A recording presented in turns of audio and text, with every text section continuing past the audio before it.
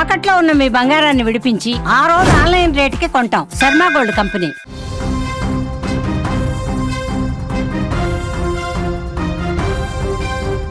బెంగళూరు నగరంలో 19 ఏళ్ల విద్యార్థినిపై జరిగిన సామూహిక అత్యాచార ఘటన ఇప్పుడు దేశవ్యాప్తంగా తీవ్ర సంచలనం సృష్టిస్తోంది.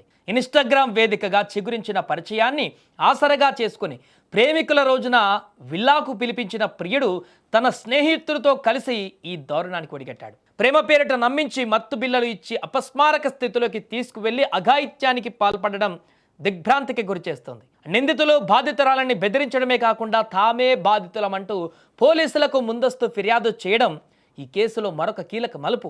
బెంగళూరులో డిగ్రీ చదువుతున్న 19 ఏళ్ల విద్యార్థిని పశ్చిమ బెంగాల్కు చెందిన 20 ఏళ్ల డిక్సన్తో సోషల్ మీడియా ద్వారా పరిచయం పెంచుకుంది.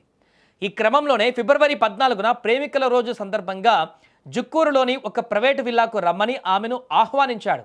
ఆ ఆహ్వానాన్ని నమ్మి వెళ్లిన యువతికి అక్కడ చేదు అనుభవం ఎదురైంది. బాధితురాలు విల్లాకు చేరుకోగానే అక్కడ డిక్సన్ మరొక యువతితో ఉండటం చూసి ఆమె నిలదీసినట్టుగా తెలుస్తుంది. అక్కడి నుండి వెనక్కి వెళ్ళిపోవడానికి ప్రయత్నించగా డిక్సన్ స్నేహితుడు నిఖిలేష్ ఆమెను అడ్డుకున్నాడని, అంతేకాకుండా ఆమె మొబైల్ ఫోన్ను బలవంతంగా లాక్కొని బయటకు వెళ్లకుండా గదిలో బంధించారని ఆమె పోలీసులకు వివరించింది. నిందితులు తనను బలవంతంగా ఒక పింక్ కలర్ ట్యాబ్లెట్లు వేసుకోమని ఒత్తిడి చేశారని, అది తీసుకున్న తర్వాత తాను స్పృహ కోల్పోయానని బాధితురాలు ఆరోపించింది. తాను అపస్మారక స్థితిలో ఉన్న సమయంలో డిక్సన్, నిఖిలేష్లు తనపై సామూహిక లైంగిక దాడికి పాల్పడ్డారని ఆమె తన వాంగ్మూలంలో పోలీసులకు వెల్లడించింది. ఇక అఘాయిత్యం తర్వాత విషయం ఎవరికైనా చెబితే తీవ్ర పరిణామాలు ఉంటాయని నిందితులు తనను బెదిరించారని బాధితురాలు పేర్కొంది. అయితే ఈ కేసులో మరొక కీలక మలుపు ఏంటంటే, బాధితురాలు ఫిర్యాదు చేయడానికి ఒకరోజు ముందే నిందితులు పోలీసులకు ఆశ్రయించారు. సదరు యువతే తమను బ్లాక్మెయిల్ చేస్తుందని వారు రివర్స్ ఫిర్యాదు చేసినట్టుగా తెలుస్తోంది. ఇది తమపై వచ్చేటువంటి ఆరోపణల నుంచి తప్పించుకోవడానికి చేసిన ప్రయత్నమా అనే కోణంలో పోలీసులు ఇప్పుడు దర్యాప్తు చేస్తున్నారు. నిందితుల బెదిరింపులకు భయపడకుండా ఫిబ్రవరి 17న ఆసుపత్రిలో చికిత్స పొందిన అనంతరం ఆమె తన కుటుంబ సభ్యులకు జరిగిన విషయాన్ని వివరించింది. నిందితులు పలుకుబడి ఉన్న వ్యక్తులని, వారి వల్ల ఇతర మహిళలకు కూడా ముప్పు పొంచి ఉందని భావించి తాను ఫిర్యాదు చేసినట్లుగా ఆమె తెలిపింది.